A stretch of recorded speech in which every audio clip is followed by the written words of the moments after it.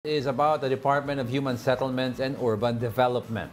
The Housing Department has only spent 8.8 million pesos out of its 200 million peso disaster shelter budget.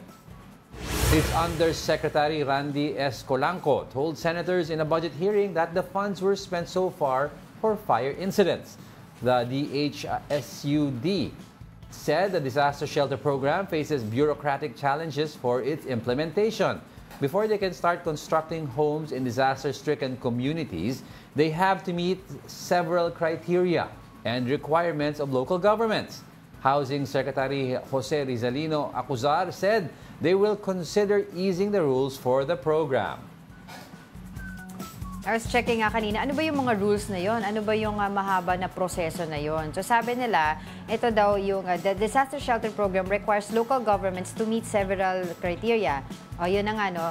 Submitting a master list of beneficiaries, certificate of eligibility, and a disaster report. Tapos, yung beneficiaries, kailangan heads of households, and make sure yung names nila are on the master list para, which is, alam naman natin tama yun, ano, para mabigyan sila. Tapos kailangan din, they also need to complete a beneficiary eligibility sheet and of course magpo-provide ng ID. Well, all of these stringent policies kasi comes from past issues na nagbibigay ng bahay. Hindi naman pala may time sa kasi ano. Yung hindi pa siya department, I think it was HUDC pa lang. Nung gumawa sila ng mga houses, parang they were asked to make something like 280 houses kasi meron ng families na nakapila, 280 families for these 280 houses. Yung pala, when they checked these homes, walang nakatira. Yeah. Ang ginawa po daw ng ibang mga officials sa local government, sinablet or sinabrent yung ibang houses, halos kalahati lang natirahan para kumita sila. So ngayon, medyo mahigpit sila para medyo mas mahirap po gawin tong racket sa mga ibang politiko. Naalala ko may nagiging problema din na okay, parte siya ng beneficiary.